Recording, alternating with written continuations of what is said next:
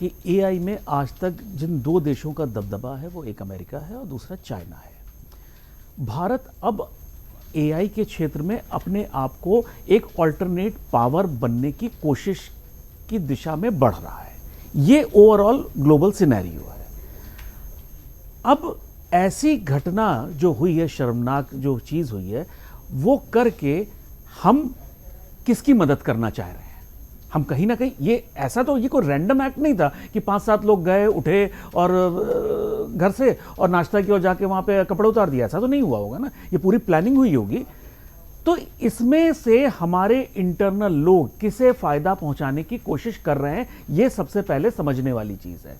हम आज ये कई सालों से देख रहे हैं, मेरे ख्याल से 2019 से हम ये चीज़ देख रहे हैं कि कांग्रेस के मुख्य नेता, कांग्रेस के युवराज विदेशों में जा जाके खूब सारे अपने देश की बुराइयां, कभी हार्वर्ड यूनिवर्सिटी में, कभी लंदन की यूनिवर्सिटी में, कभी अमेरिका की यूनिवर्सिटी में, कभी अलग अलग मंचों में जाके वो देश को बदनाम करने की कोशिश किया करते हैं।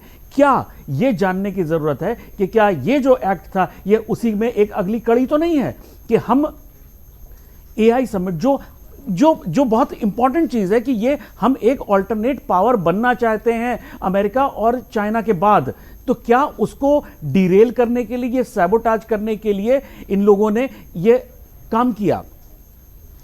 उसके बाद आता है कि देखिए कांग्रेस के लोगों ने जाके वहां कपड़े उतार दिए, युवा कांग्रेस के कार्यकर्ताओं ने। अब इसको इस तरह के प्रदर्शन को अगर हम देखें, प्रदर्शन किसी भी टाइप का हो सकता था, वो प्ले कार्ड भी हो सकता था, वो कुछ भी हो सकता था, लेकिन मुझे ऐसा लगता है कि उनका अब कांग्रेस के कार्यकर्ताओं का फ्रस्ट्रेशन इस लिमिट तक पहुंच गया, जिस तरह से हर चुनाव में कांग्रेस पार्टी के कपड़े उतारे जाते हैं, उसी की दिशा में उन्होंने अपने कपड़े जाके उतार दिए। भाई तुम हर चुनाव में हमारे उतार रहे हो, यहां आके हमने खुद उतार दिए। और जिस तरह से इसमें जो देश की बदनामी, देखिए कपड़े उतारने का एक संदेश अलग जाता है। कभी भी जब यूरोप वगैरह में प्रदर्शन करते हैं लोग कपड़े उतार के, तो वो सडनली, जैसे बहुत ज़्यादा इंडिया में लोग जो कंसर्न नहीं भी रहते वो ज़रूर देखते हैं चाहिए क्या हुआ। कपड़े उतार के प्रदर्शन करना एक अलग मैसेज देता है।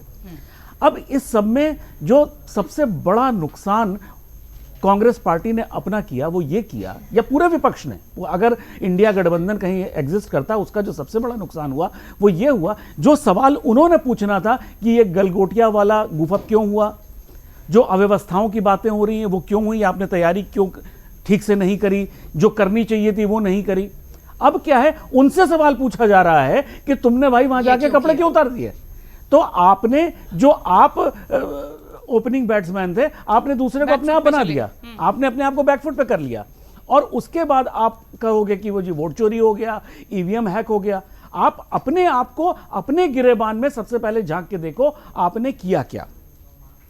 इसके बाद देखिए, अगर इस जो भी कपड़े उतारने की जो कवायद थी उसमें उनका जो जवाब उनको मिलना चाहिए था वो तो जनता ने दे दिया। उनकी खूब कंबल कुटाई हुई, चप्पलों बेल्टों से उनकी खूब सुताई हुई।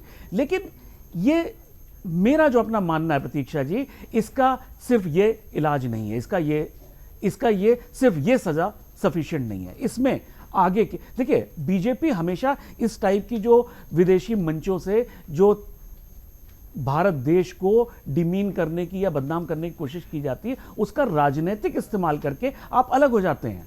आप सिर्फ आज तक जितनी भी चीजें हुई हैं उसके राजनीतिक इस्तेमाल के बियॉन्ड आप नहीं गए।